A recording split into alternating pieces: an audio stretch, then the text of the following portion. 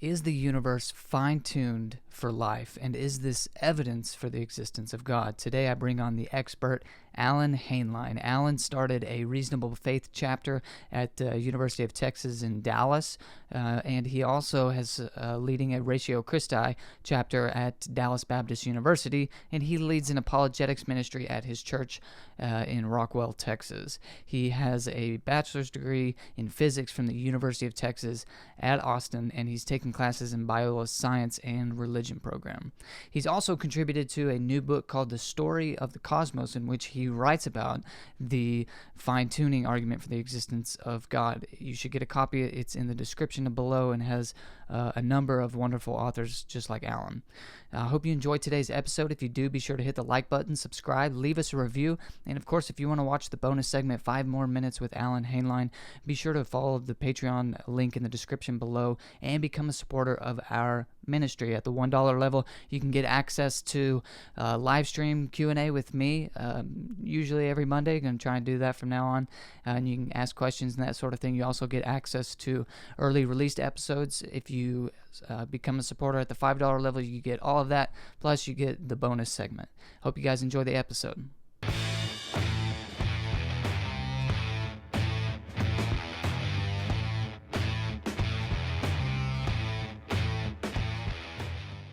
Well, hello and welcome to another episode of Help Me Believe, the show about Christian apologetics and theology. My name is Haden Clark, your host, and I am excited to introduce my special guest to you. His name is Alan Hainline. Alan, how are you doing today, sir?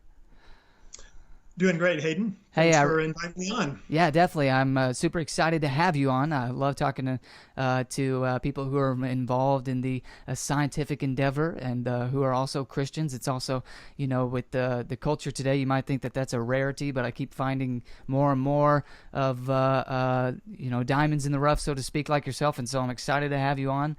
But for those who may not be familiar with who you are, Alan, if I thought it might be useful for you to give a brief introduction. Well, like many people that are in this sort of field of defending the faith, I went through my own crisis of faith a number of years ago, had a lot of doubts. And once I really delved into the actual evidence, though, I found that there were really good answers for the questions I had. And more than that, I just found that there seemed to be like an overwhelming amount of evidence that I'd never heard of, even though I'd been a Christian since I was young and just wasn't hearing about some of the various lines of evidence from within the church even. And so I felt led to be involved with it as somewhat of a ministry. Started a group out at UT Dallas about 9 years ago, a Reasonable Faith chapter. And we do some things at our local church as well, at Lake Point Church in Rockwell. That's really cool. So was there anything specifically, if you can remember, what actually caused the doubts in the first place? Was it an objection? Was it something more emotional or unless it's too personal, but what? Yeah, I don't mind sharing. Yeah, basically I had some close friends who we were all really fired up Christians in college, very active in sharing our faith. And a couple of them sort of lost their faith. And it really kind of shook me up a bit. It's like, wait a minute, how can these guys lose their faith? And they were claiming, it was just an emotional experience. And so it made me kind of rethink things, hit me at a bit of a dry period where I was too involved in my career and trying to make strides there. And so I think I was a little bit vulnerable. But I think it was all, something that God used for the good, because it led me to study more and learn more and realize that Christians need to be more intellectually engaged and respond to many of the various critiques of Christianity that are out there. Yeah, I think you just touched on something that is at least important to me, and I found as important to other apologists involved in this sort of endeavor. Is there seems to be, at least in some circles, a stigma against more or less kind of embracing doubts. We're told in some circles at least that doubt is sinful and you should just kind of push that aside and conjure up faith somehow. I'm not sure what that even means, but it's just it seems like you said, whenever I had a period of doubt myself, it was actually embracing those doubts that led me through to a stronger faith. And in that sense, it seems impossible to me to not say that God actually used my doubts to bring me to a much stronger faith. So if you're out there and you're struggling and you have doubts, I would recommend embracing those, doubting your doubts and saying, okay, this is something I'm struggling with. perhaps there's answers out there, and hopefully somebody like Alan is proof that there are answers out there. For centuries, millennia, Christians have struggled with these things. You're not the first one to do so, and there are answers. So get out. Okay, I'm off my pedestal. Sorry for that, but anyway, I think that's important to point out.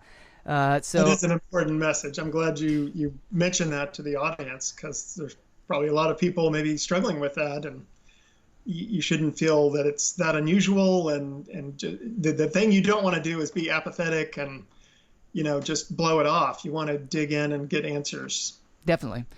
So that's kind of how you came to apologetics. Was some of your friends had walked away, and that kind of caused you to doubt, and so you dove in.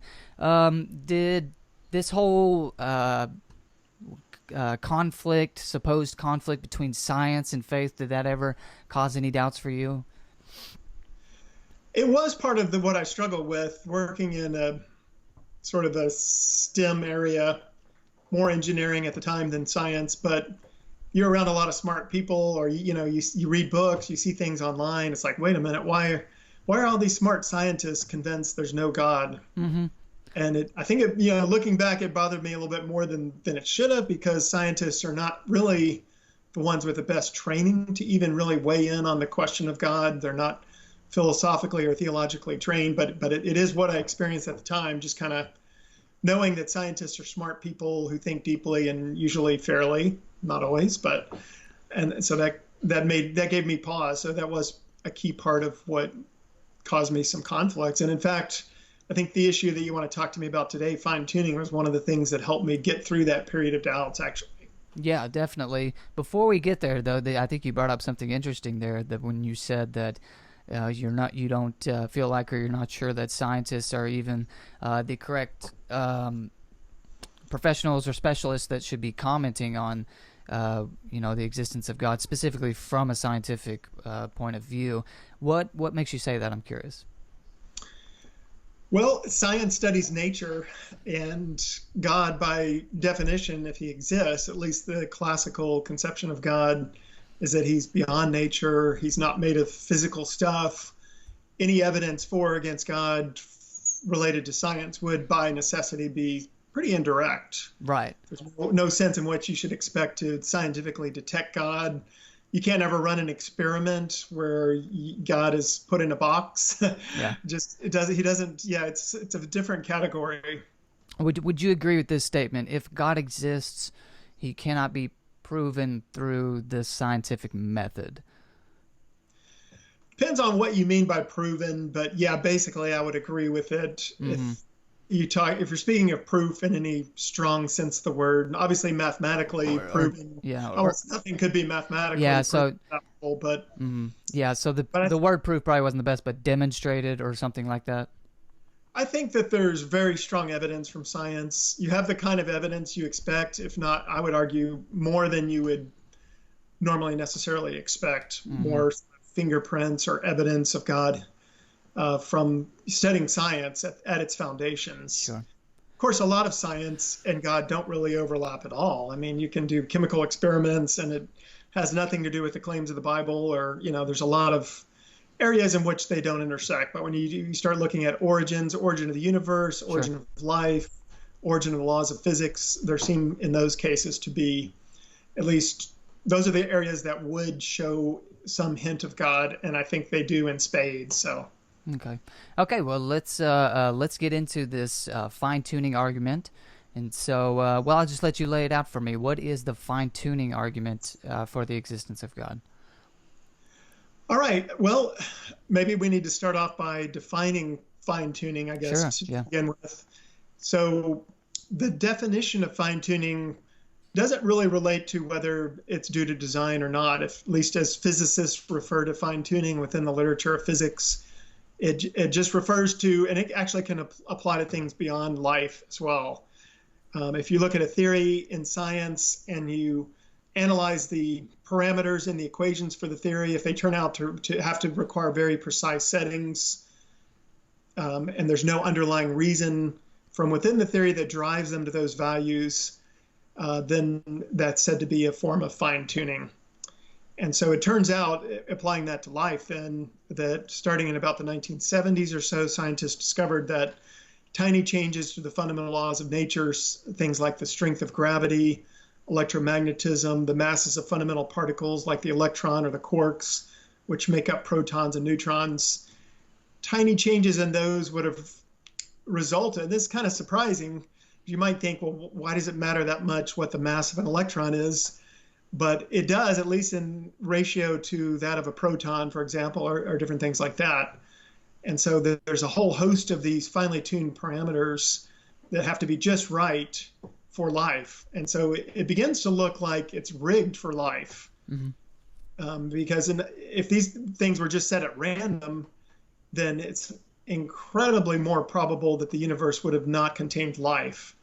Whereas it's not too unexpected, at least on theism, if God exists, that he would want some form of life. Because life seems to have some inherent value. I mean, that seems to be somewhat undisputable, I think. Yeah. So kind of the general idea is then that in order for life to exist, there are a number of different laws of nature whose I don't know how to word that, I guess, but they had to be. Well, you could say the physics, the way the universe is set up, the way that its laws operate, has to be just right for life, and that applies in terms of laws, initial conditions, and the constants within the mathematical equations that describe those laws of nature. Sure. In all three ways, they have to be just right. Most combinations, most ways of thinking about it would have messed things up for the possibility of life. So I guess one question would be, how do we know that it's even possible that these laws of nature or different combinations could have been different in the first place? Well, the fundamental laws themselves, as we understand them, for example, say the initial conditions of the universe, in statistical mechanics, we can do the math and say, well, we know we have 10 to the 90th subatomic particles. What are the different ways of arranging them? And we can come up with the fact that, hey, the arrangements that would have led to life or organized structures of any kind are very improbable. Okay. And so it depends on which parameter you're talking about. Now, of course, there's different ways you can run a fine-tuning argument. You could look in terms of logical possibilities. I think the best way to think about it, though, is within the laws of nature, they define natural ranges. For example, the masses of particles can't go beyond what's known as the Planck mass, or the theory breaks down. So if in the standard model of physics, we have a certain understanding about a range of masses that particles could have. And within that range, it's a tiny, tiny, tiny fraction that permits life. Should that, get our attention? Should that mean anything? Are there implications that it's rigged? I think so. I mean, a lot more would need to be done to really develop that into a full-fledged argument. But in terms of just giving a nutshell of the kinds of things being claimed, that would be a synopsis of it. Yeah. Okay. So, I mean, some of that was pretty technical and probably went over my head, but I guess just kind of a general, almost philosophical question that I would ask is, how do we know that those constants and different things aren't exactly the way they are because they had to be the way that they are, even if we don't know? I guess I'm asking, how do we know they don't exist as they do by physical necessity or something like that? That is an important question to answer, because if they had no absolute choice, then you can't really say they're finely tuned, because the possible range would also be narrow. The thing, I think, if you start thinking in terms of, is there any reason why an electron couldn't have had more mass, or a quark or proton or whatever, it's kind of bizarre to think that there's no possible universe in which it had a different mass.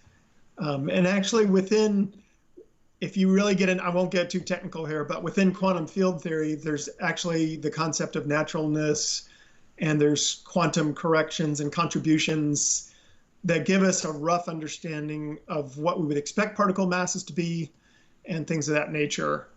So there actually are even conferences that physicists hold. These are not, people that necessarily believe in God or not, but they hold conferences where they're analyzing, are the constants even the same throughout this universe? Okay, so the key thing is that when you get to the most foundational level of physics, you end up still with a quantity such as, say, G, in the gravitational equation. And there's no deeper theory for why that G has to have the value it does. You just have to go and do the experiment to find out what the value is in our universe. Okay. And so it's kind of bizarre to think in terms of, well, did that, in one sense, it's not different just because that's the way the universe is.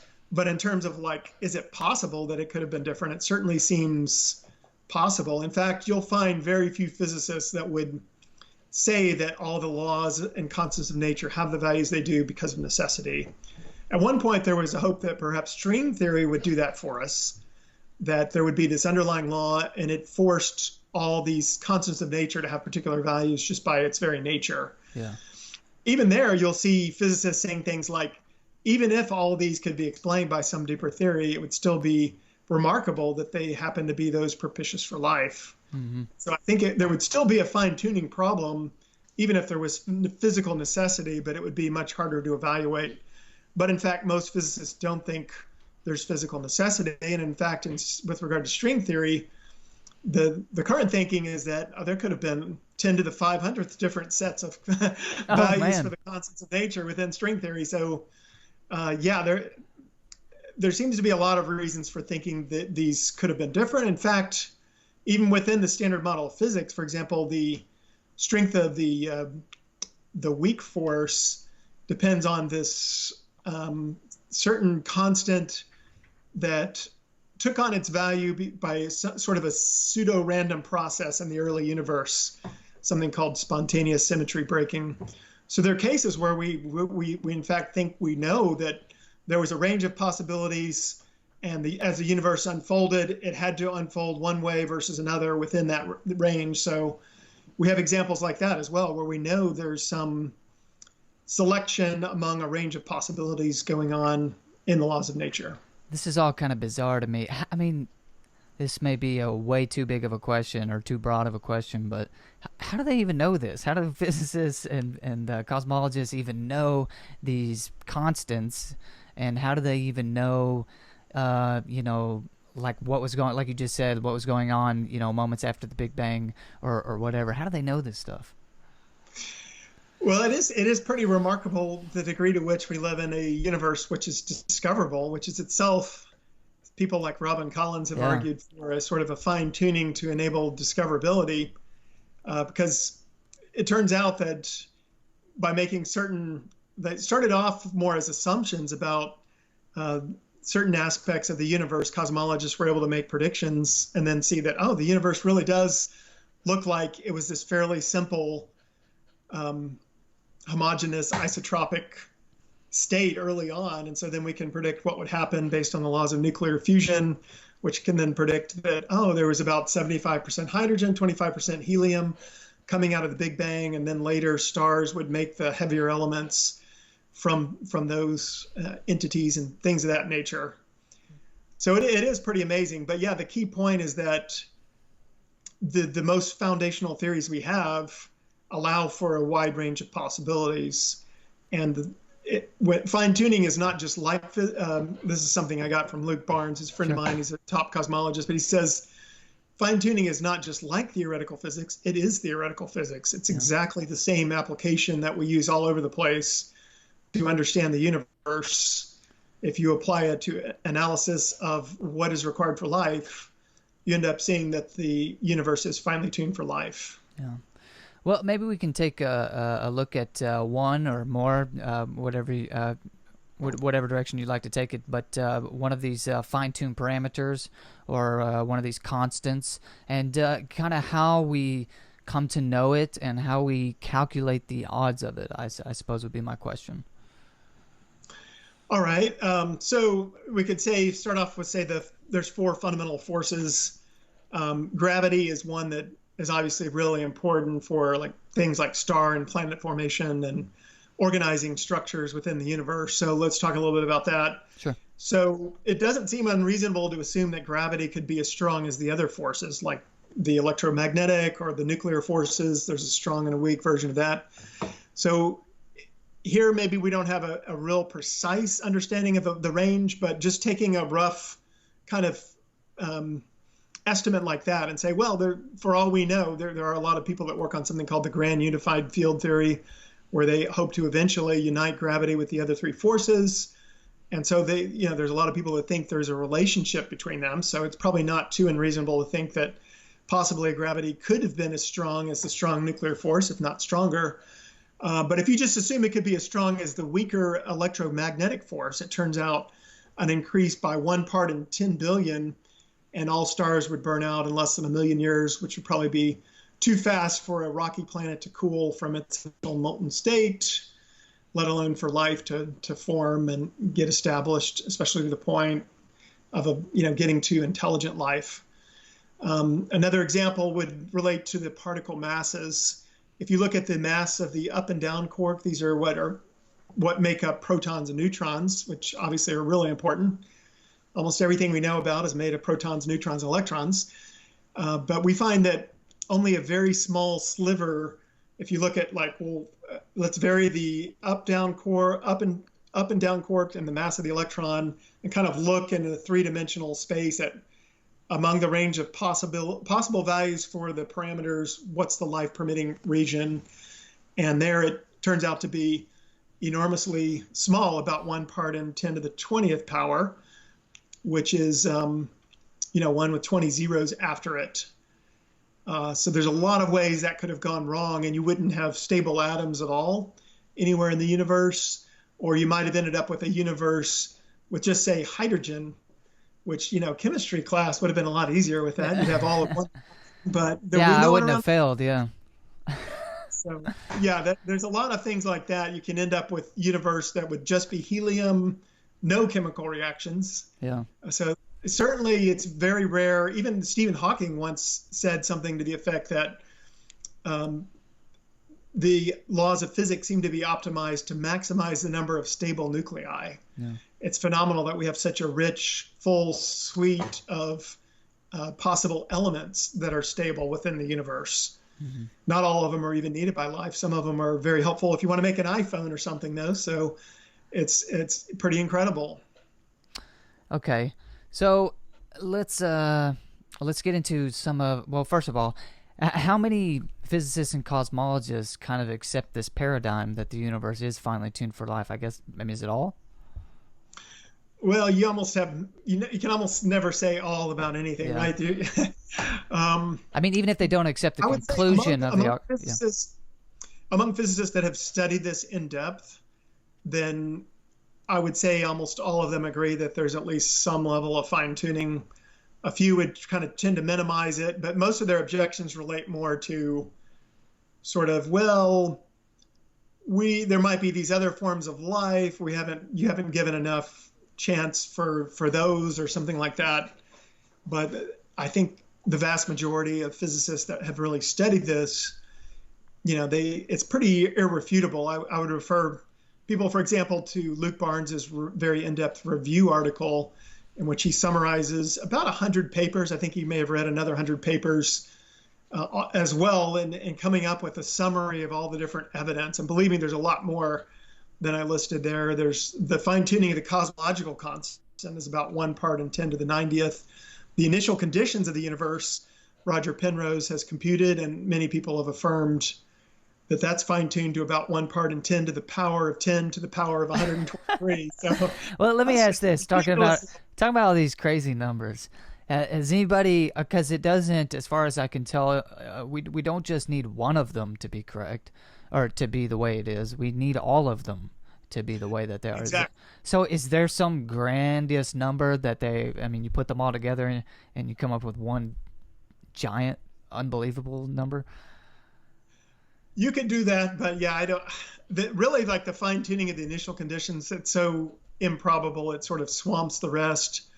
What it doesn't account for is maybe there's some slight possibility of new physics could make it less fine tuned. But I think part of the power of the argument is its multifaceted nature. There's so many of these constants that require exquisite levels of fine tuning.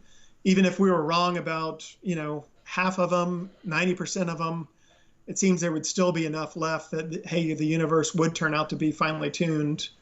And yet, over the past 40 or 50 years, there's been a little bit of, give and take among the physics for it. But all in all, it seems there's, if anything, more of a trend toward discovering new examples of fine tuning. For example, dark matter turns out to be very important for galaxy formation. Mm-hmm.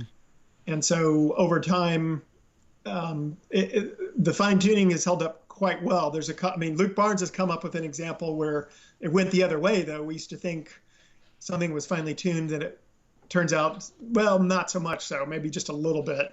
Yeah. But overall, I would say that, yeah, the trend is towards even more firmly establishing the fine tuning. Sure. And I could be thinking of this wrong. This is just something that popped into my head that I thought previously, which was, as we learn more about this fine tuning, this seems to be helpful in answering the question, if God is a creator, or I don't even know how the argument goes, but if God created the universe, why is there so much of the universe is just utterly meaningless, and it's just this one tiny little planet that actually matters and all this stuff.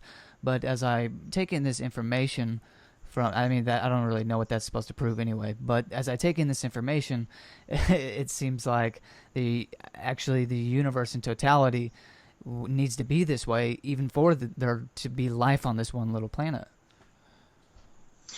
Yeah, the first thing I would want to point out is that we don't really know about what life may or may not exist in, just in galaxies and so forth. I don't think the Bible, we should expect God to necessarily tell us in the Bible if some civilization we would never interact with because it's so far away is also something that he created or sure, providentially led to come about, or however you want to look at it. So we really don't know for sure, what the status is in other places. But what we do know, I think fairly reasonably, is that if you were just setting things at random, like the masses of these particles or the strength of gravity or whatever, you wouldn't really have ended up with life. It would just been too improbable that you ended up with life anywhere, or even organized structure anywhere in the universe. And so it does, I think, give us evidence for God, fairly strong evidence that this whole thing was rigged with some intent in mind to bring about life. Yeah. So do you think the search for extraterrestrial life is hopeless, or what do you think? Not necessarily. If I were not a theist, I would think it looks pretty improbable based on what I know about the difficulties of origin of life.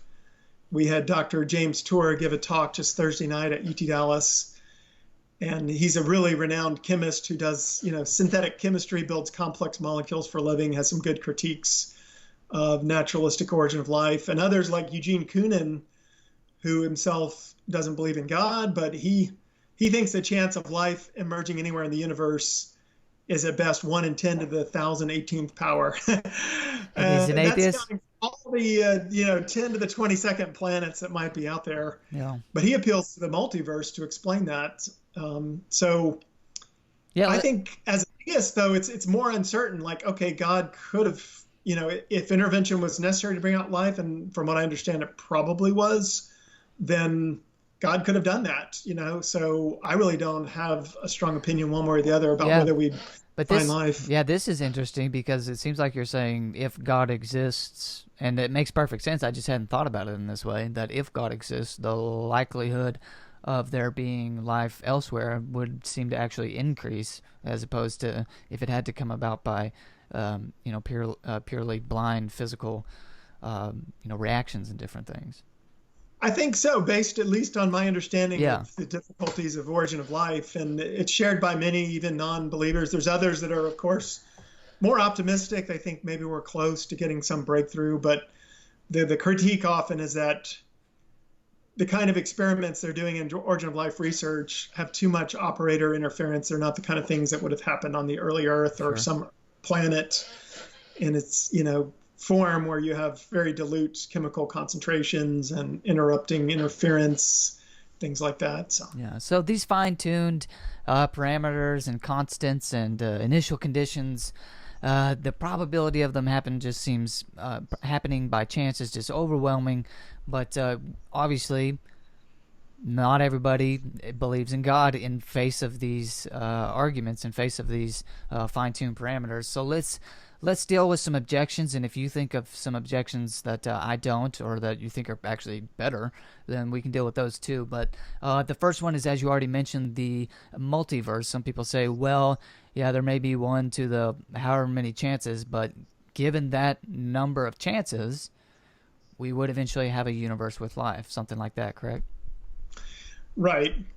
Yeah, when you're faced with something improbable, there might be a tendency to think, well, maybe we have more chances of getting it right.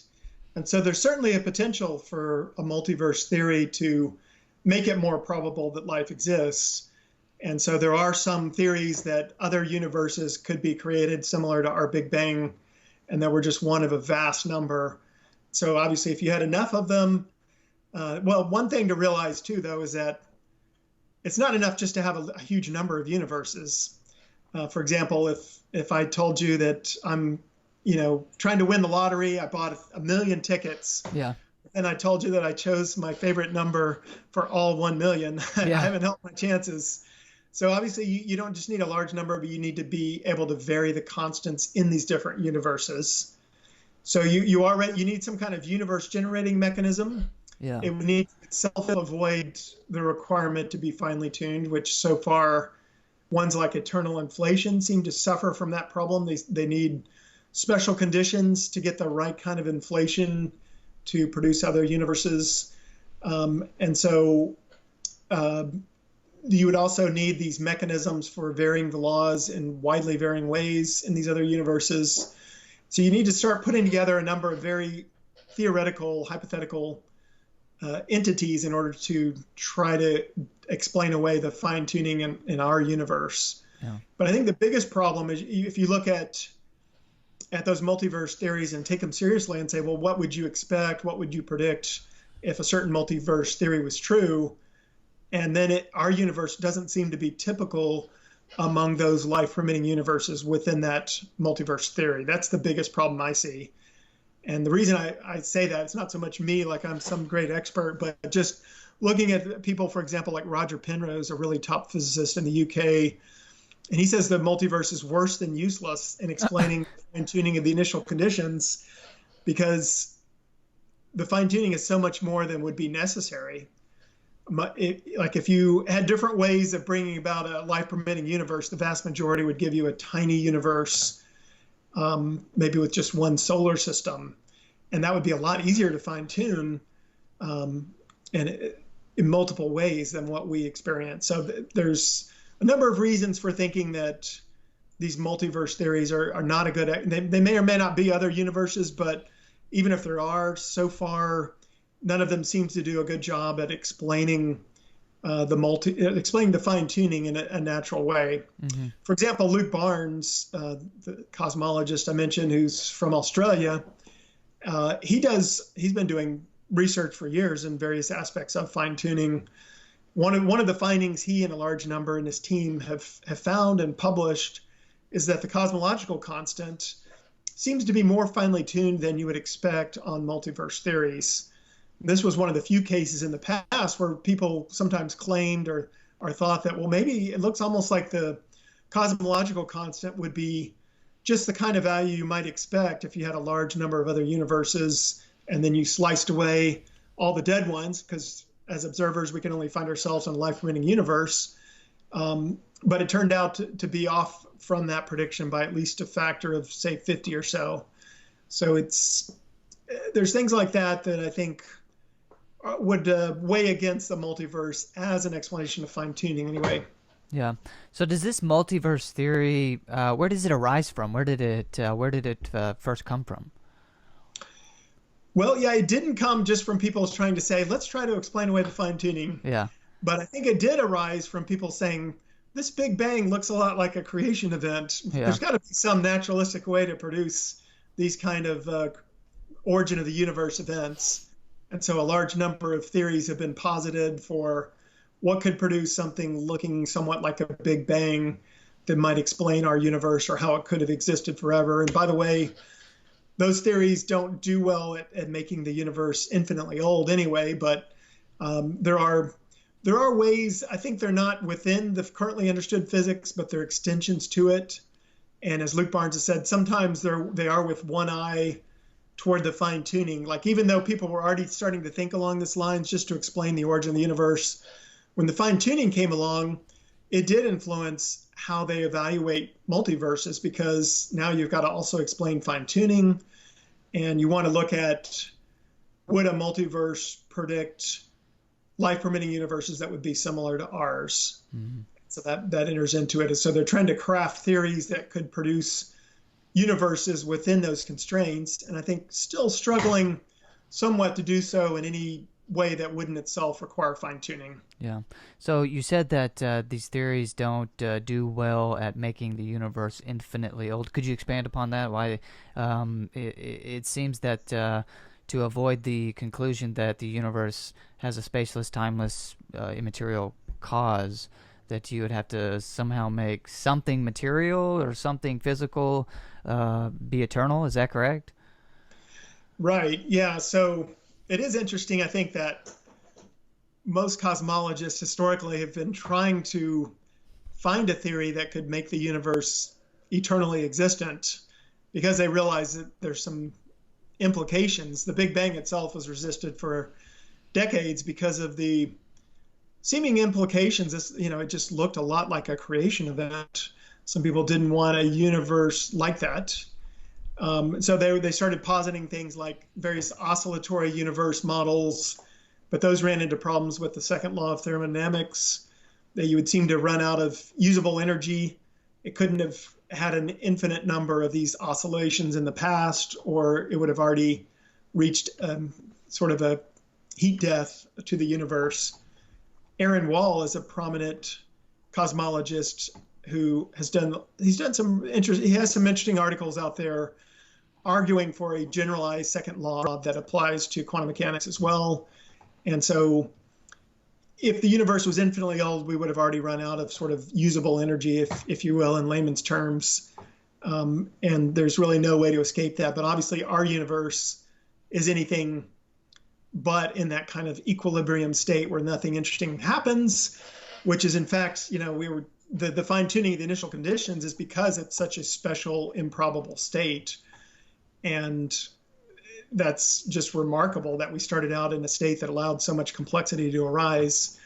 So it doesn't look infinite from those standpoints. There's also something called the Borda-Vilenkin-Guth theorem, which says that any universe which has on average expanded cannot have existed forever, at least in terms of the space-time. Some atheist cosmologists have really tried to push back on the implications of that. Vilenkin himself seems to believe that that result is pretty significant for almost all models. The only way to avoid the assumption ends up having other very significant issues, something called acausal fine-tuning, for example, where there would be fine-tuning without any kind of possible explanation at all, because there would be no cause to it. Yeah, so I was watching a debate between Sean Carroll and William Lane Craig on this. I think it was a few years ago. I can't remember when it was.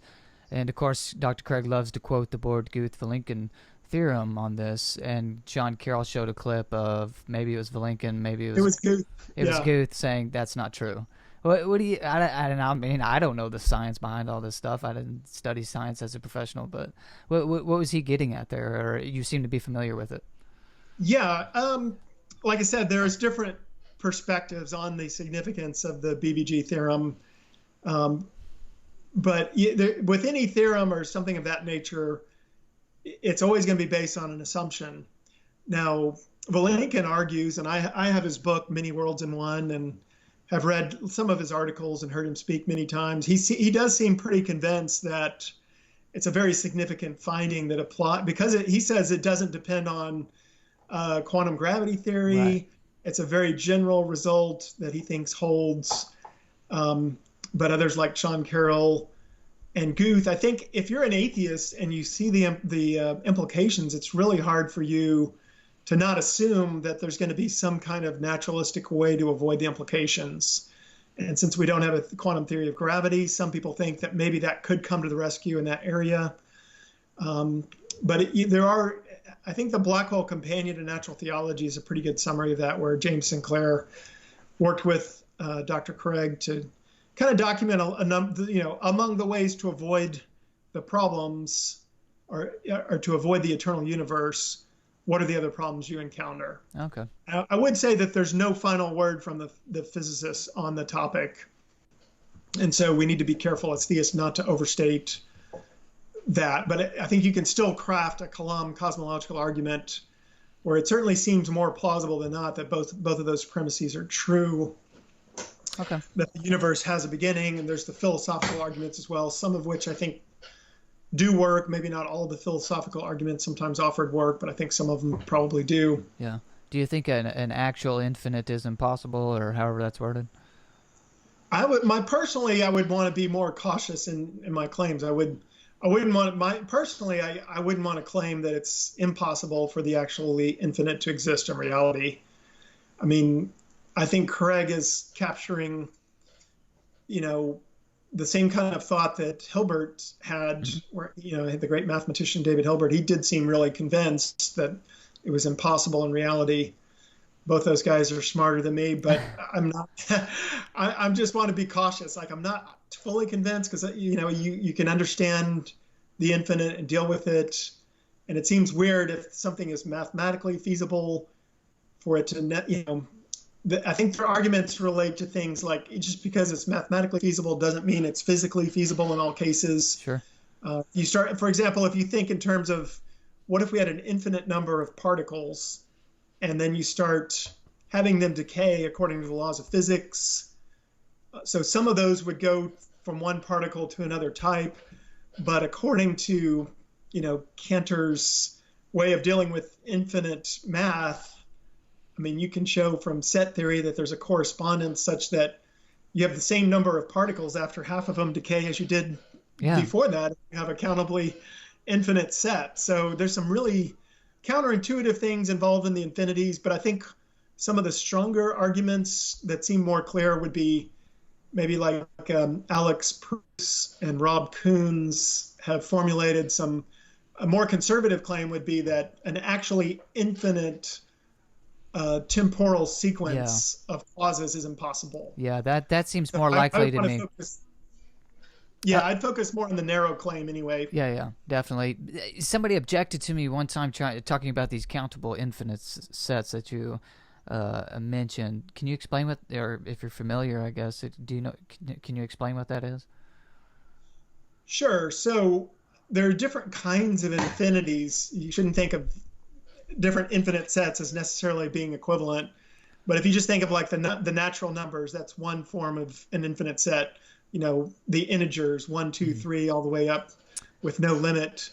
But the interesting thing there is you could say, well, the odd integers form an infinite set as well. But you can, by association, you can say, well, you can draw a one-to-one association between let's say the even integer. So you just take every integer, you double it, and now you have a set of even integers. Well, that's the same size. You can do a one-to-one associativity there, and you can show mathematically that they have the same cardinality within those sets.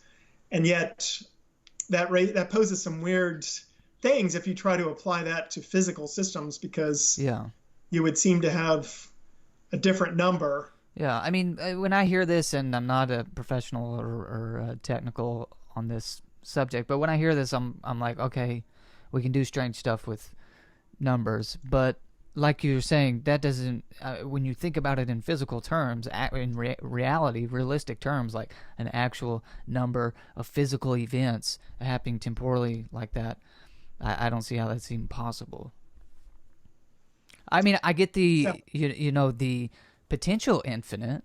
For example, the future is potentially infinite, I suppose, in that regard. Like, as long as everything keeps going the way it is, it's potentially infinite. But at any given moment in time, it's actually finite. Like, if we were to freeze time right now, there'd have to be a finite number of these events. It couldn't go eternally into the past, it seems to me, at least. That just doesn't make any sense, but I don't know. What does Haden know? Absolutely nothing. Let's see. So sometimes you hear, and I don't know if this is a silly objection, and serious atheists and physicists don't make this objection or not, but sometimes I hear, if I had a 52 card deck of cards in front of me and I picked 4 random cards, what are the odds that these 4 cards would come up in this exact order as they did. Not very good, I guess, if people take the probability of these 4 cards in this exact order. That's not very good, but Right. here they are. So I think this more has to do with probability theory, but I don't know, maybe you could expand upon that. Yeah. Yeah. One of my early interactions, this kind of thing was raised when we were sort of doing a friendly debate at a high school for an IB class one time on this, and the teacher came up with this kind of objection to the fine tuning. And so the thing that you want to realize is that objection itself, that any hand of cards is as likely as any other, it's making an assumption. It's assuming that the cards were dealt fairly. But, if we're playing poker and I keep dealing myself 4 aces or a royal flush every time, at some point you're going to know I'm cheating, and it's going to be a justified inference. If that happens enough times, you're going to almost certainly know that it's true, and you're right to infer some kind of interference, because what you want to, the right question is, were the cards dealt fairly? And so even though any hand is just as likely as any other, you want to look at your data relative to different theories. So yeah, any set of constants in the universe is just as likely as any other. But that's the question that we want to know. We want to know, why do we keep getting the right constants to permit life? Were they set randomly is the question, is the real question. And so were they rigged, or were they, it's just very similar to the cards. Were the cards dealt fairly, in which case you have no reason to favor one over the other. But now we're seeing a trend. So on the hypothesis that they were rigged, it is evidence for that hypothesis, even though any set of cards dealt is just as likely as any other. Yeah. So maybe it has to do with, I'm just trying to conceptualize it for myself. I'm sure you explained it perfectly fine for everybody else.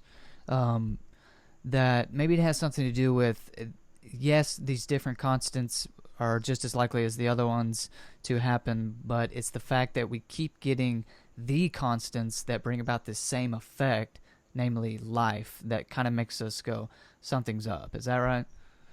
I think the way to think about it, and maybe I didn't explain it as well as possible, but you have the data about the cards or the laws of nature, the constants, but you're really trying to evaluate them with respect to one of 2 possible theories, either that they were set at random or that they were rigged. Yes, but if we start with seeding that one set is just as likely as the other, that sounds like random. I don't know. Yeah, see, you're assuming, if you say that any set of cards or any set of constants is just like as any other, that is true on the assumption. Oh, okay. And only the assumption that you're dealing fairly or that they're not rigged. Okay. But you're trying to answer the question: were the laws of physics rigged? Were the cards rigged? And so certain data may support one hypothesis over the other. Sure. With respect to that theory. Mm-hmm. So how do we know then that this was rigged, and we aren't just, trying to think of the way to word it so that you can give a good answer, because I'm sure you have one. I just can't ask the question properly. It would be nice if I could do that. But I guess the objection is something like, of course we beat the odds. We're here to observe ourselves beating the odds, or something like that. I don't know.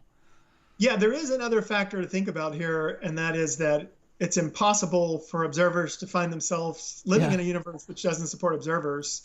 And that's the so-called anthropic principle. Okay, the anthropic principle. Okay, yeah. Which, unfortunately, that's been used in so many different ways by different people. It's led to a lot of confusion. But the original form, the weak anthropic principle, was just a tautology, something true by definition, that was just stating what I just said, that you can't expect what you find out about the universe to have been a random sample, because it has certain restrictions based on the fact that it would have to support observers. Mm-hmm.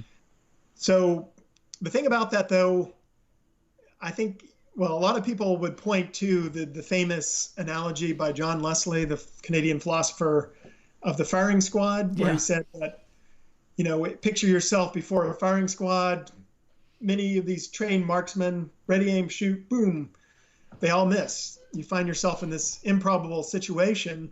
You could just say, well, if they didn't all miss, I wouldn't be here, so there's nothing unusual, nothing to worry about here. No, you probably wouldn't. You probably would think that it was rigged. They were firing blanks. They were ordered to miss. Something was up for these people to actually miss in this improbable situation. Mm-hmm. Now, if you knew for sure that there was a near infinite number of firing squads, eventually they would all miss. So then you want to look at things like, well, did the pattern of bullets look like they barely missed, like they were aiming, or were they like trying to miss on purpose? You can start looking at things like that from within the data. Yeah. Make some deductions. That makes sense. That's a good explanation. So where does this argument? Well, actually, first of all, we're working with the improbability of these things happening by random processes or something like that, and inferring intelligence at some level. How is this not a God of the gaps argument? Well, I think, first of all, I think gaps, it's sort of a pejorative thing that's sort of poisoning the well to call things God of the gaps. And Sure. Often people will refer back to, well, we used to believe that thunder was, something coming from these gods and they're doing certain things. And now we know that it's the lightning causes the sound barrier to be broken and things like that. Well, I would say, first of all, that those kind of stories are way overused. And for example, it was largely like the Judeo-Christian worldview that helped break a lot of those superstitions. Even though, sure, within Jews and Christians, sometimes we've had some ourselves, we've been wrong about some things. People try to read too much in the Bible.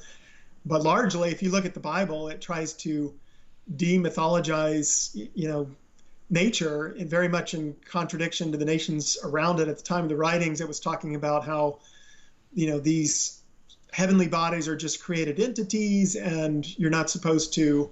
There's verses against astrology in the Bible and things like that. And but I think the other thing about gaps arguments is that any explanation, say the Higgs boson, or just anything where you're positing some new part, the existence of an electron or something, you end up trying to fill a gap in knowledge by positing some entity that would explain it. Mm-hmm. It's just a fundamental nature of explaining things. Yeah.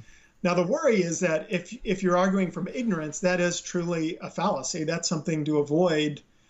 But I mean, in this case of fine tuning, it wasn't as though Christians were like, well, we don't know how things work, we're going to say that there's this certain fine tuning. No, it was non-believers that discovered the fine tuning and said, hey, this is really weird. There seems to be this thing's rigged. They weren't really looking for it necessarily, trying to fill in some gap. It's just something that was discovered.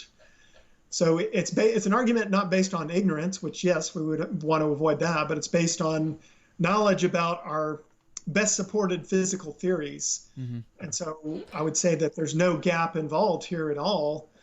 And in fact, often people try to appeal to unknown physics to fill that gap, where, if you just go by the physics we know, it's even more clear that the universe is finely tuned for life. People will try to posit new physics as a way of minimizing that and so forth, but I don't think they can never totally eliminate it. And so I just don't see that there's a gap. Now, in terms of, is the gap best explained by God or not? I think because we're dealing with the most fundamental level of physics, it's really hard, for example, to think about, when people talk about, let's build some machine to go to Mars, some spacecraft to go to Mars or other planets. You don't often hear them say, well, we'll just disable gravity for a little while and then we can get there. We'll turn off the laws of physics. We understand that it would be very difficult for any non-divine being to manipulate the laws of physics at their most fundamental level. So it's a being that could come up, that could determine the mass of these particles, the relative force strength, things like that. It does fit the job description of God pretty well. It's really hard to envision any other kind of design being due to aliens or something of that nature. So it's a pretty logical inference to God, I think. Yeah, definitely. That I hadn't heard that explanation before about what kind of a being would even be able to control the laws of physics in the first place. It would have to be something, I guess, very powerful would be one way to think about it. Yeah. How do we know this is a monotheistic God or anything of the Christian variety? And if we don't, then we don't. Maybe we have to use other arguments. But what all can we infer from this being that would have the ability to do this? Yeah, I think we want to be cautious not to go beyond the data. And I think we can tell there's design at this foundational level, and it seems to be something supernatural by definition. If you're controlling all of nature, it's got to be beyond nature. But beyond that, we couldn't say for sure if it was one God or maybe more than one God or the nature of that God. I think, yeah, you'd want to look at other lines of evidence to try to establish the nature of this being that finely tuned the universe. And to me, that doesn't make it insignificant. Some atheists or skeptics like to say, well, that doesn't do anything towards your case. But, it moves me out of atheism. Yeah, exactly. It's like it's huge if you're a naturalist or an atheist and you really understand, I think, some of these arguments, such as fine tuning, I just don't see how they can square that with their belief system. It wouldn't get you necessarily to Christianity, but then it should open you up to go and do that search and evaluation. Yeah. Okay, so is there any objections that we didn't hit that you often hear from scientists or anything? One common one that might be worth expressing that you hit a lot at the popular level is like, well, the universe is so inhospitable to life. Why, it doesn't look finely tuned when we can't live in other parts of the universe, or we have this huge universe. Why is it so big? Some of those kinds of complaints might weigh in. But I think when you think about the fact that we live on a pretty amazing Earth, none of us has the time to go visit all the incredible places on our planet as it is. Why is it so bad that we have to put on a spacesuit, to go beyond our atmosphere and things like that? I don't see the evidential force of that. I don't see that as a defeater for fine tuning. It still looks rigged for life, even if life can't exist elsewhere. In fact, when you understand how life inhibiting much of the universe is, you can better understand fine tuning, because without fine tuning, the whole universe would have been like the void of interstellar space, where there's just hardly any particles, that even touch each other that often. No. Well, it would have been worse than interstellar space, as Luke Barnes in his book, which by the way was co-authored with an atheist, Fortunate Universe being the recommended book on fine tuning.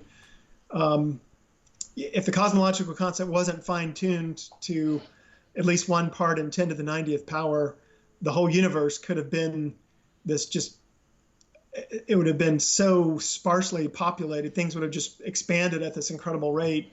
You hardly ever have particles even bouncing off each other, and it would have just been hydrogen in the universe, basically, among elements. Yeah. Well, this has been a lot of fun. I'm going to have to go back and watch everything, take it all in. But before we go, again, if you're listening and you want to watch the bonus segment, 5 more minutes with Alan Hainline, you can follow the Patreon description below and become a supporter of the show. At the dollar gifting level, you can get access to live Q&A with me most Monday evenings. I won't say every Monday evening, but we do a live Q&A over at the Patreon page if you become a supporter. At that level, at the $5 level, you can get access to the bonus segment, and not just the bonus segment with Alan Hainline, but all of our past and future bonus segments. You'll get access immediately to those. But before we get to the bonus segment, Alan, one last question for you is, what advice would you give to well, not necessarily a young person, but probably a young person who is interested in the STEM fields or something like that, and they do have a Christian faith, but they kind of are, they hear from the culture or from whoever that there's this conflict between science and their faith. What kind of advice would you give them? Well, I would recommend that they study some of this evidence. Get a book like Fortunate Universe, where it talks about the physics of fine tuning, and then it looks at some of the objections, and both the atheist and the theist author agree that most of those objections fall flat. And then in the end, you see the case for God as being the best explanation and the case for the multiverse. And so you see in dialogue the main 2 alternatives among physicists for how to best explain the evidence. And so I think if you expose yourself to the evidence and see how multifaceted it is, that we have evidence for God from the origin of the universe, life, consciousness, the existence of free will, the fine-tuning, then you can realize that we have a lot of evidence out there. And then I think you should also familiarize yourself with non-scientific evidence from fulfilled prophecy, even religious experience shouldn't be something, that's something evidential as well. We shouldn't be ashamed to admit there's a lot of changed lives out there. And what's the best explanation of that? Well, I think the fact that it's true would be the best explanation. So I think you do want to be firmly grounded, because you probably will have your faith attacked, and just do excellence within your field, and don't be obnoxious, hold to your beliefs, talk to people in a respectful way, dialogue, but you want to be, I think, firmly grounded across many lines of evidence, so that, and maybe you'll find out that what you were taught in your Sunday school class is it's not right or something, and that's okay.